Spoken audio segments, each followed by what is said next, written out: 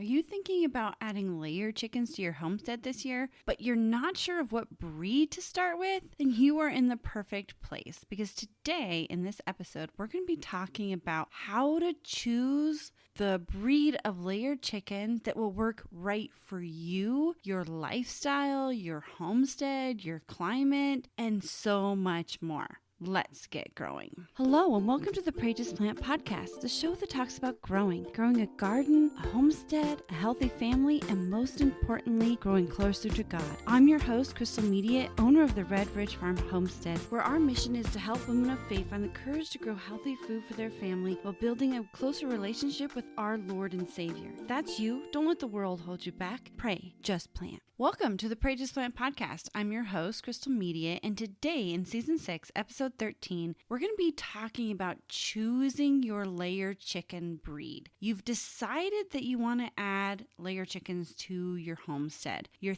thinking that you want those fresh eggs right outside your door, but you're unsure of where to start when it comes to breeds. There's so many. You've looked at the magazines, you've looked online, and there's just so many different chickens. Do you go for the cute ones? Do you go for the pretty black ones? What do you do? Or who do you purchase, right? So today we're going to be breaking down the different ideas that you need to be thinking about when it comes to chicken breeds and how each breed is different. Just like you and me, we have different personalities. We also have different temperaments, and we have different qualities and different weaknesses. We are individual people, and the same thing comes to chickens. Each one's going to have different qualities, different setbacks, different temperaments, different weaknesses that may not make that breed of chicken right for your property, and maybe make another breed of chicken perfect for your property because they have the right qualities that you're looking for. Now, are we going to go into specific breeds? And am I going to be listing, oh, you need Amerikaners, or oh, you need Orpingtons, or oh, you should get buff Orpingtons, or no, go with the white rocks, or you need this specific chicken? No. What I'm going to do is I'm going to break down the different qualities of a chicken and describe what you should be looking for in your list when it comes to deciding on a chicken. So, for example, we're going to be talking about what type of environments certain breeds can handle. Am I going to list every single breed? No, I'm going to talk about what you need to be looking for when you're reading that description underneath that little cute picture of the chicken. I'm going to be talking about ideas that you already have on your homestead, the ideas of your family's lifestyle that will help you choose the proper chicken for yourself and guide you through reading those different descriptions so that when it comes down to reading them and understanding them, one, you're going to have a few vocabulary words figured out. We're going to be talking about some of that and so much more. So let's get started. First thing I want to talk about when it comes to choosing your chickens is number one, you need to be thinking about them just as you do when you choose your plants. You have a specific climate that is suitable for the native plants that you have on your homestead, that the grasses that grow in your pastures. That climate should match a chicken that you want to raise. If you live in the lower United States where you hardly ever get below the temperature of 70, then you're going to be wanting to look for a heat tolerant variety of chicken. You're going to be wanting to look for ones that can handle that heat. Now, if you live in the northern part of North America, say Canada or above, which you'd probably have to find a local grower, and a lot of local growers are only going to be making those certain breeds available for you.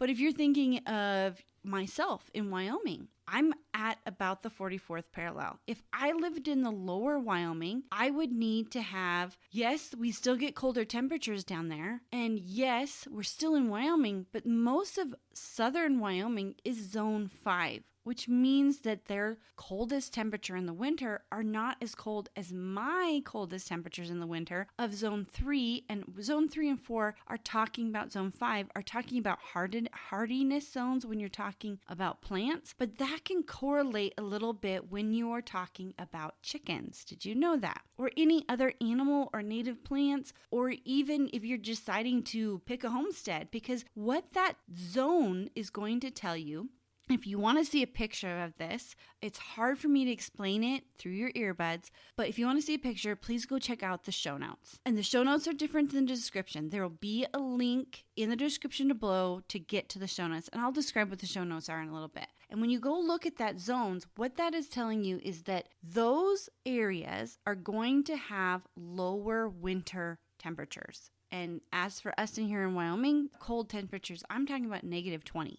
-20 Fahrenheit degrees. That's 20 degrees below zero, but freezing is 32 degrees. So that's -52 degrees below freezing. And if you take it in Celsius, that's what it would be.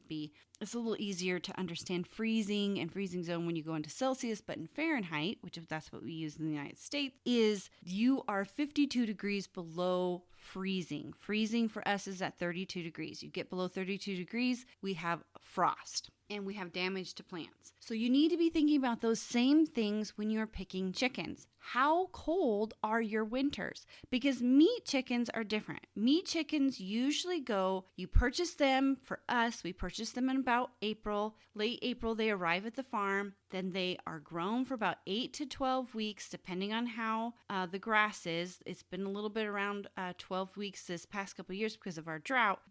And they're gone. They're gone off the property. They're in your freezer. They've been butchered, they've been made ready for your table, and they no longer have to deal with those negative temperatures. Meat chickens, such as the Cornish crosses, would probably not make it very well on a -20 day. Now, the chickens that I have for our layer chickens, they all have been chosen, the breeds have been chosen to be accustomed to those low temperatures. Do we stay that low for very long? No, we don't, but the breed of chickens that I have on my property will be fine through those temperatures.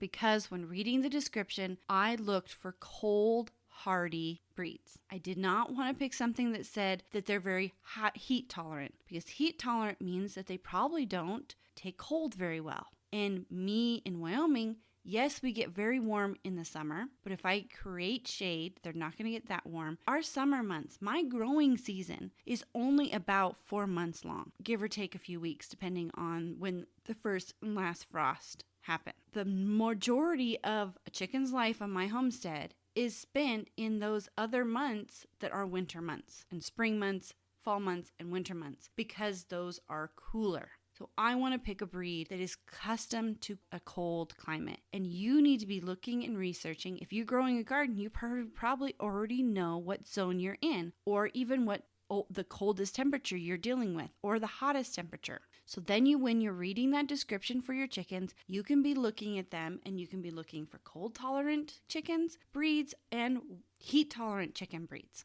The next thing, now this goes a little bit into more of your lifestyle. How many eggs do you eat every week? How many eggs do you cook every day for your family?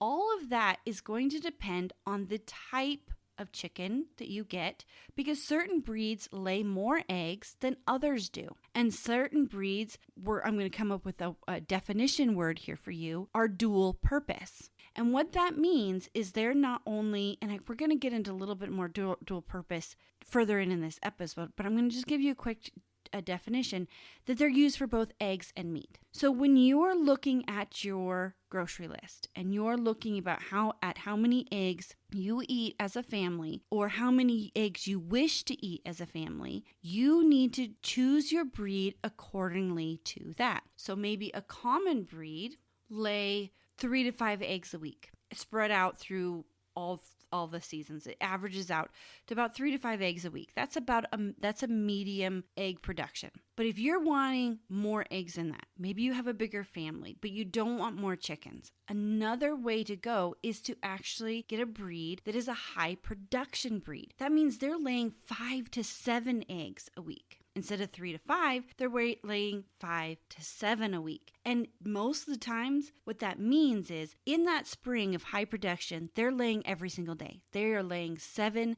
days a week. You're getting 7 eggs a week from one chicken. As they go through that cycle, they might slow down into the summer and only lay those 5 eggs for you. That's the difference between the 5 to 7 eggs and the 3 to 5 eggs. And then they're going to go through the same molting where they're going to really slow down in the fall and then into the winter. Then they'll only lay a few. And that all goes off of the natural light that those chickens are getting. So if you live more south, you're going to get a more constant egg production because they are not having to go through molting like my chickens do. So what a molting is, here's another definition for you, is when they lose their old feathers and grow in new feathers so that they can go through those cold temperatures of winter. So if you're down south or in a warmer zone like zone 8, zone 9, zone 10, even zone 7, they're not going to molt as hard as they do for me. So they may not slow down on their egg production. So the other thing when looking at egg production, so you have medium egg production, which is about 3 to 5 eggs a week, to high egg production, which is about 5 to 7 eggs a week, and then you have low production. Maybe you are wanting these chickens for something else. So something that gives, I'm looking at a little chart here, something that gives low production is a meat bird. A bird that goes a little bit more towards creating meat for you instead of eggs for you is going to give you those lower productions. But if you are a person who really likes a lot of eggs, then you are a person who wants to get those high production eggs. And what we do here at the Homestead is we actually have a combination. Do you have to get all the same breed? No, you don't. But there are certain guidelines that you're going to need to look at when you're picking your breeds. So when I picked my breeds, I looked at climate and I made sure each breed that I chose was suited for my climate. And then I went to egg production and I picked a dual purpose breed, and we're going to get into more definition of what that is in a minute, or a medium egg layer for part of my flock. And then I picked a high production egg layer for the other part of my flock. Another thing that a high production egg layer is going to do is they are going to have a shorter lifetime of laying eggs. A chicken normally lays a certain amount of eggs every year and over a lifetime. High production egg layers lay that same amount as a medium egg layer, but they lay them quicker and more of them in their earlier years. So when it comes to them being later years, they actually burn out quicker. You have to have a greater turnover of chickens. So by mixing my breeds and making sure that I have some medium egg production eggs layers and some high production eggs, I know that I'm going to get a constant amount of eggs from my mediums, and I can fluctuate, especially with my egg selling that I do here on the homestead. I can fluctuate my volume by my high producing egg layers. You want to be looking at your egg production, and you want to be picking those chicken breeds according to how many eggs you want every day in your kitchen. If you are a family that, yes, you want to have fresh eggs from the garden, have fresh eggs from your homestead, but you don't eat a lot of eggs, or you are a family that don't eat a lot of eggs but you want to sell some, then you're going to need to figure out how many eggs you are expecting a week. That's also going to help you figure out how many or in number that you're going to need, and you're also going to, knowing your number, you're also going to be able to figure out how much space they're going to need, because every breed is going to need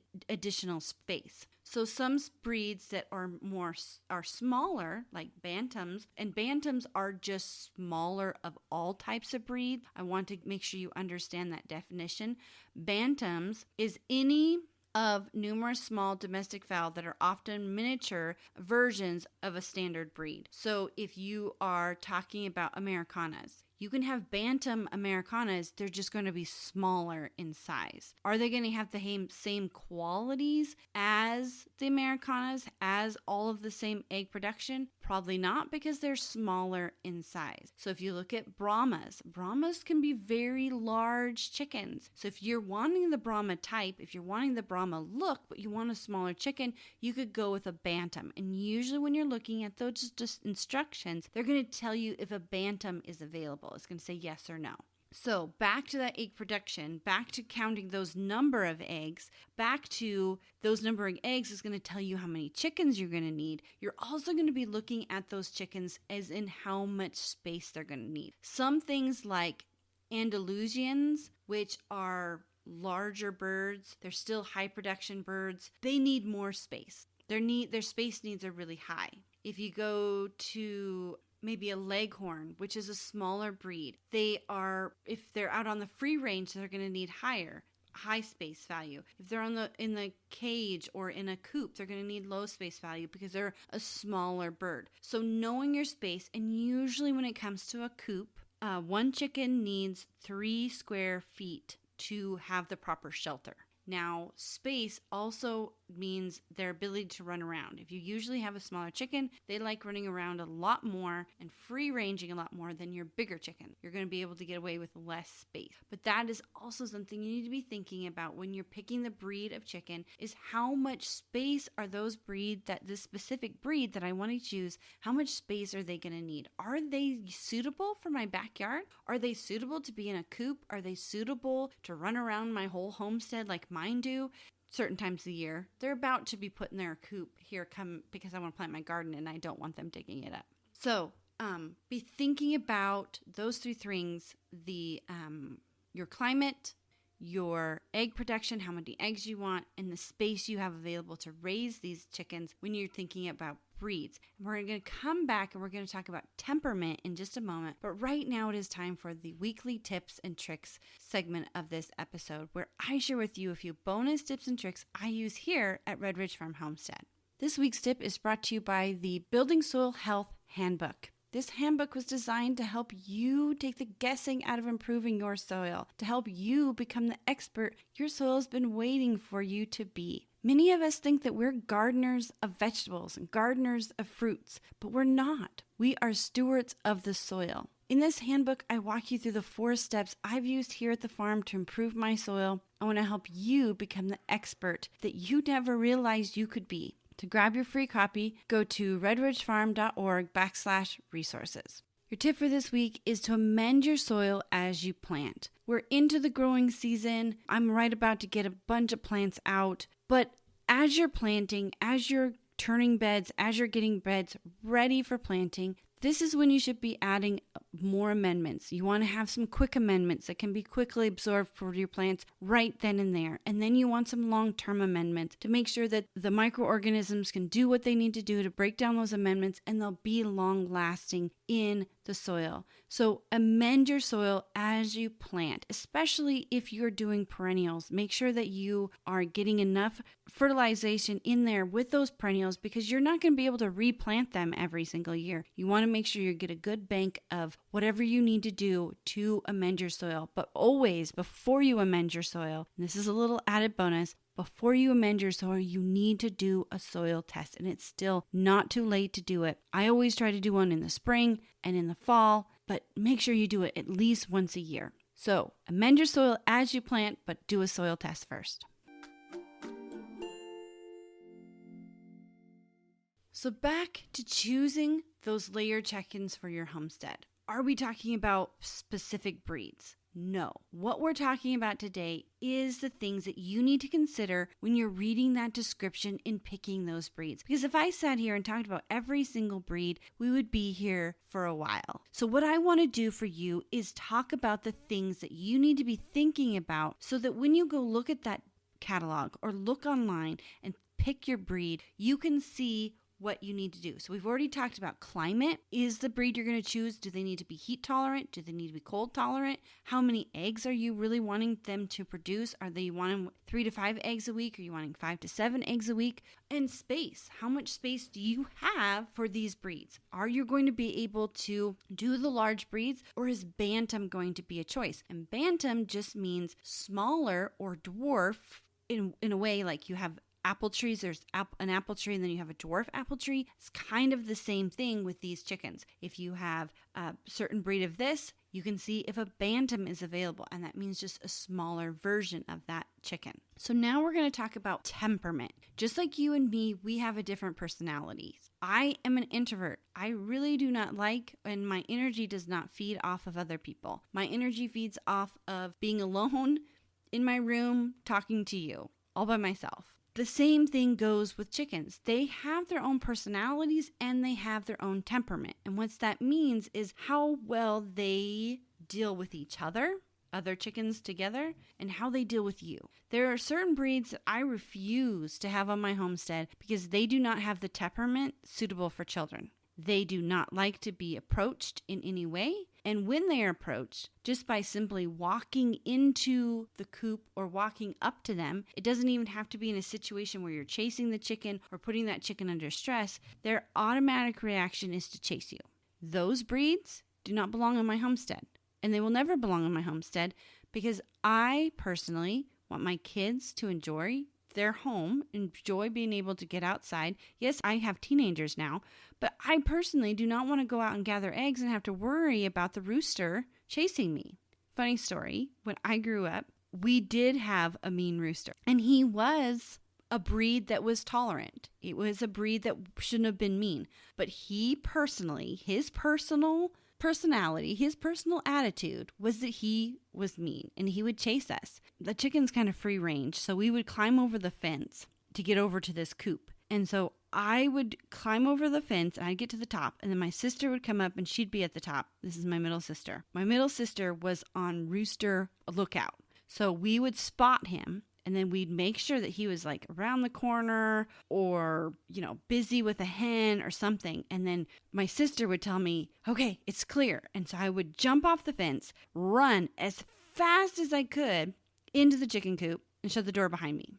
The chicken coop door was usually open so the chickens could come in and out. But I would shut that door behind me. So then I felt safe to gather all those eggs. Then I would peek out the door, and my sister would say, okay, I'm watching him, just a moment. And she would tell me when he was busy again so that I could sprint all the way back across the yard and climb back up the fence. And then we could go home. Sometimes he would be on the prod or just in a bad attitude. I don't know, but that's a phrase we say here, is on the prod. But he would be aggravated, and sometimes it would take us quite a long time to get those eggs gathered because he just wouldn't let us get by. And we were younger, and we could have easily probably handled that situation different. And so here on the homestead, I try to avoid those breeds that already have a temperament problem, that already they don't need to even be a very aggravated or aggressive rooster. They are just,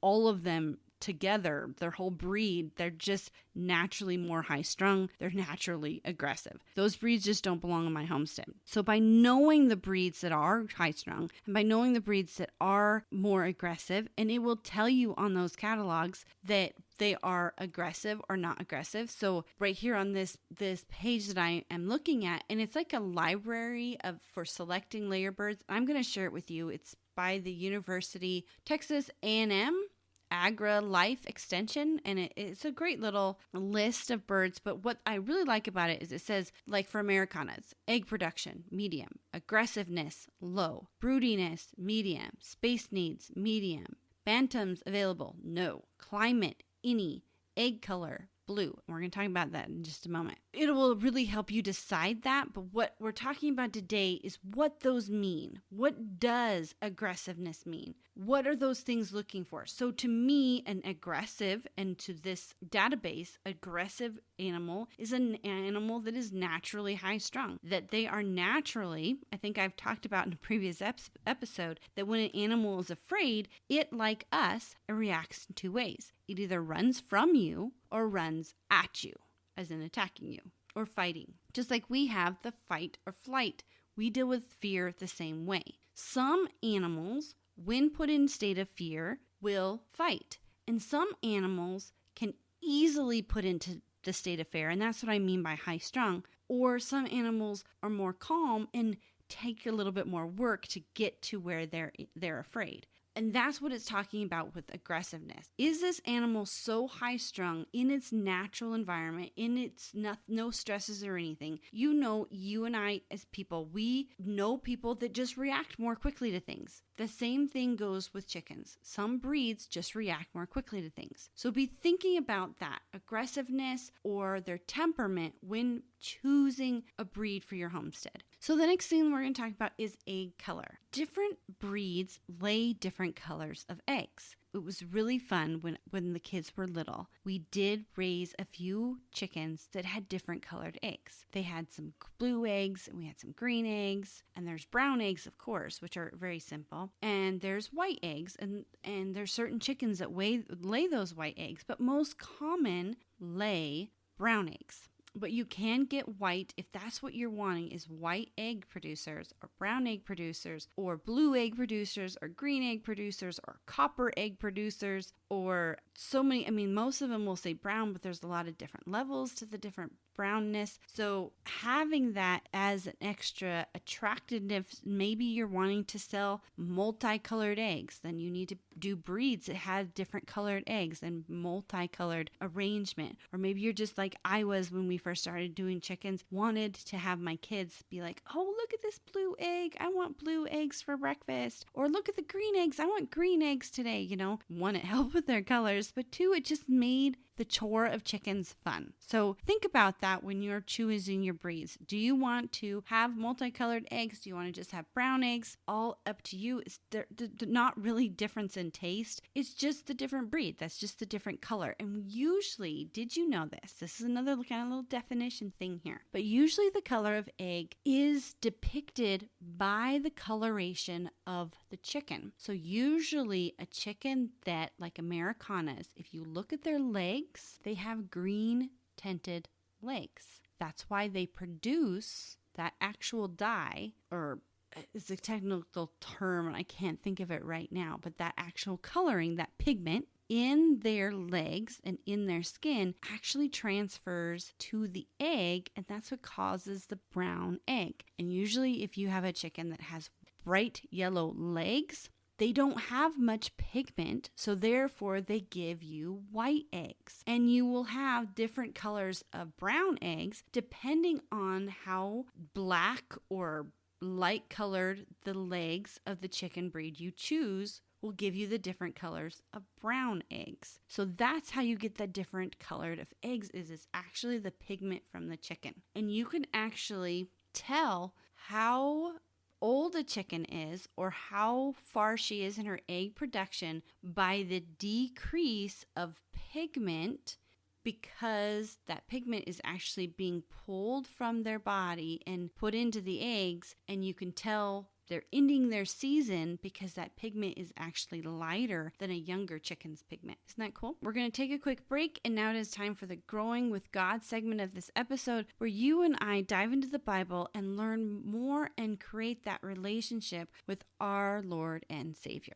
We're continuing our journey through this series of building confidence in the Lord, having confidence in the Lord that He is with you on your growing journey and through this world of turmoil. We're going to be reading Isaiah 40:31 and also 30 through 31. Even youths grow tired and weary, and young men stumble and fall. But those who hope in the Lord will renew their strength. They will soar on the wings like eagles. They will run and not grow weary. They will walk and not be faint. There's going to be times of weary in our lives, even when the Lord is on our side. But when we turn to Him, when we give our worries to Him, give our thoughts and feelings about this turmoil time, we can be strengthened. We can be given wings to soar like eagles, because we can have the confidence that we're going to make it through it. We're going to get to the end, to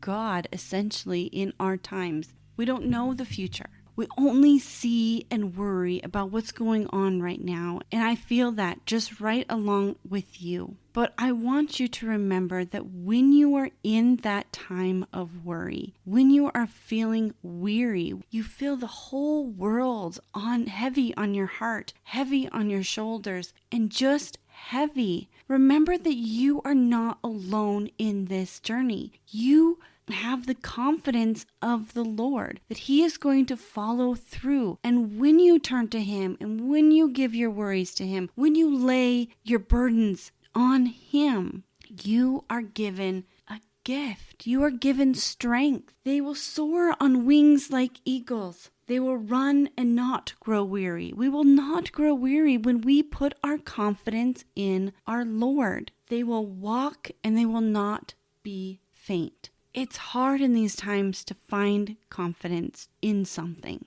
Sometimes we turn to the news, or sometimes we turn to the media, or sometimes we try to turn to our friends and family. All of those things are not eternal. All of those things are whimsical and fanciful. They're not something that is a cornerstone. Jesus Christ is the cornerstone of our church. Everything is built on Him. Jesus, the Lord, built you in your mother's womb. You are built by Him. He is the cornerstone. He is finite. He is also infinite. He is the beginning. He is the end. He's the Alpha, the Omega. He is the be-all. And when we have confidence in something that is larger than this world, we are set free. So I want you to remember this week, when you turn your eyes to the Lord, you are setting your heart on more than this world, more, the beginning and the end. You are setting your heart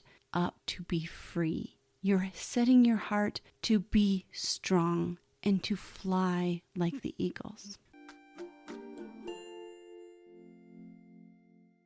We are talking about choosing layer chickens for our homestead. We're talking about the different breeds that you can choose. Are we listing every single breed? No. But we're talking about the things you need to be considering when going to the catalog, going to the website to figure out what breed is best for you. Yes, you can type in a certain breed and be like, they look cute. They look like they would do well here, but you need to be looking deeper. Are they going to be cold tolerant for where you live, or even heat tolerant for where you live? What climate do they grow best in? How many eggs are they going to lay for you every week? Are they going to be a high producing, a medium producing, or a low producing egg producer? Or their temperament? How aggressive are they? Does it take just a little bit of pushback against the chicken for them to be frightened, and their result of fright is to fight? Or are they going to have a lower aggressiveness, and their result of you going in and walking around them is not as stressful for them?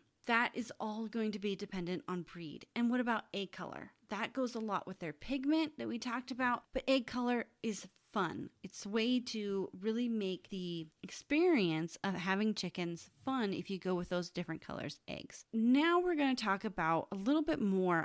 I know I've mentioned dual purpose at the beginning of this episode, and I want to hit on it a little bit more, because dual purpose means so many more things when it comes to choosing chickens. So dual purpose usually means that a chicken can be dual purpose. Usually the purpose of chickens are egg laying or meat chickens. A dual purpose is going to give you a little mix of both.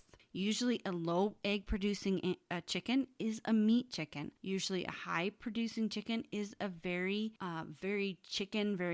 skinny type chicken is going to give you more eggs. So having a dual purpose chicken is going to give you a little bit of both worlds. It's going to give you more egg production. No, not as much egg production as a high egg production chicken, but it's still going to give you a steady 3 to 5 eggs per week, but it's also going to be a meatier bird. It's going to be a bird that not only will, when it's done with laying eggs, be able to be put into your freezer and used as a roast chicken or be used on your table for dinner, but it's also going to be usually more hardy. Dual purpose birds are a bird that just have more stability. They usually are more cold tolerant and heat tolerant both. They can kind of be a dual purpose in every aspect. And that's what we grow here on the homestead, is we grow dual purpose birds. We do, when we're looking at those dual purpose, there are some breeds, when you get really down into it and look at the dual purpose breeds, there are some breeds that have higher production for dual purpose, but don't have as high as production for the really high production birds. They're kind of even in between there.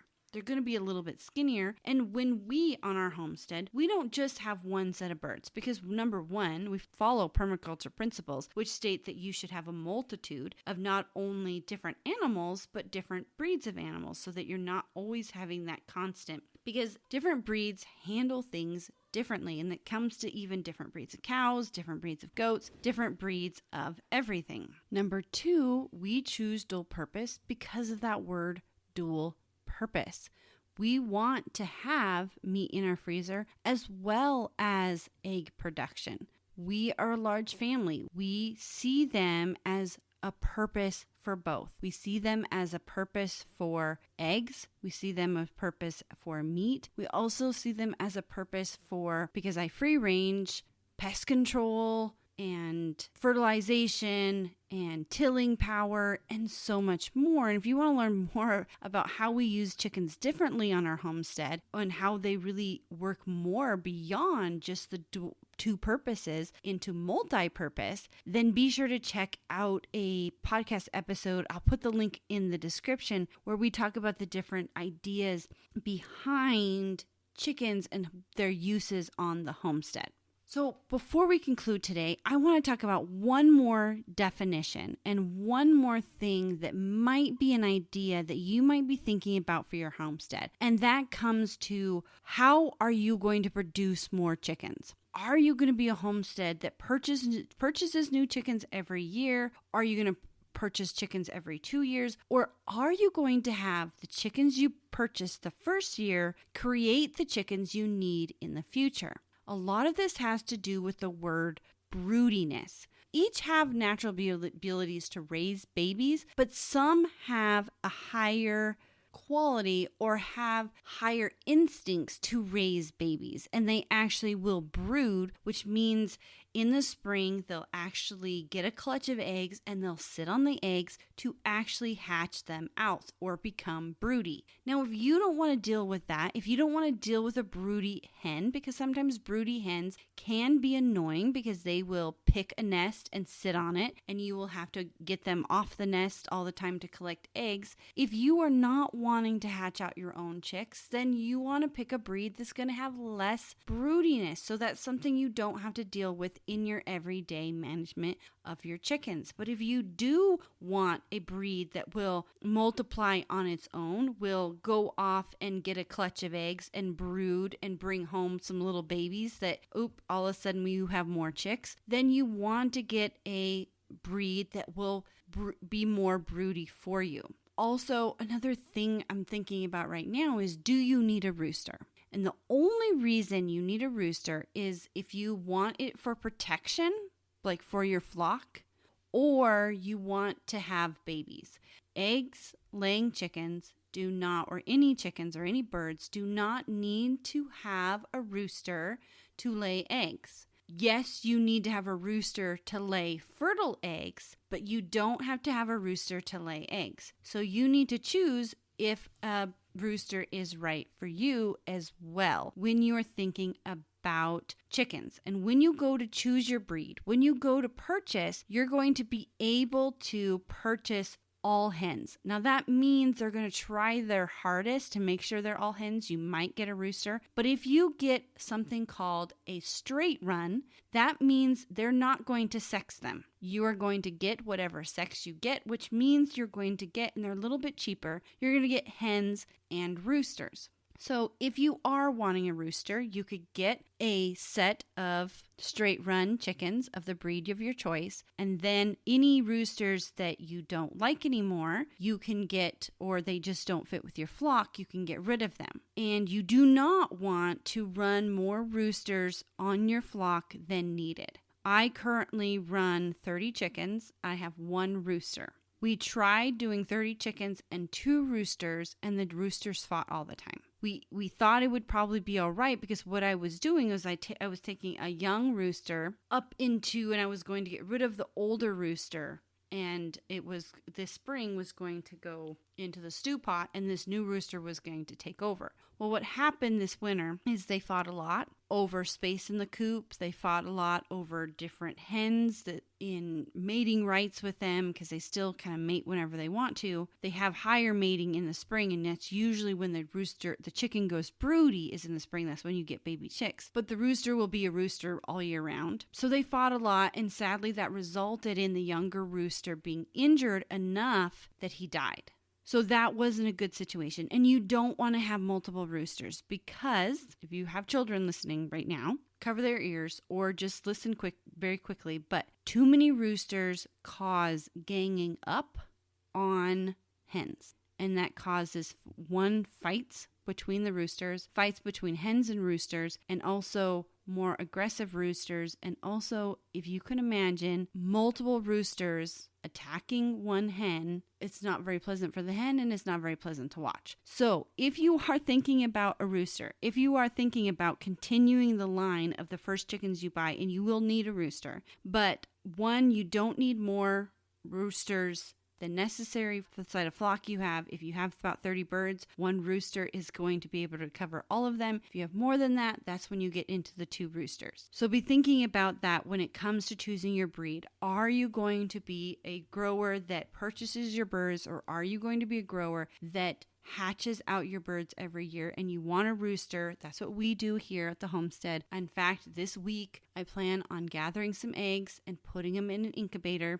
because that's what we do. Is I chose breeds that weren't as broody because I don't like dealing with a broody hen. They're obnoxious sometimes, and it puts a lot of stress on the hen itself. So I don't choose a breed for broodiness, but I do make sure that I do have a rooster so that I can pull those eggs and produce baby chicks to continue my flock. So I hope that has helped you figure out how you can choose a breed of chicken for your homestead, and not necessarily focus on me naming up a bunch of breeds and you have to make a list, but some ideas of what you need to be thinking about that is already currently happening on your homestead. What climate do you have? How many eggs do you want? What is the temperament or the use of these chickens? Are you going to be having your kids around them, or it's going to be only you? Are you going to need to make sure you get less aggressive birds, and so forth. So I hope this has helped you out. I want to thank you for joining me. And if this is your first time here at the Pray Just Plant podcast, I want to welcome you to the Red Ridge Farm Fellowship of Fellow Growers. And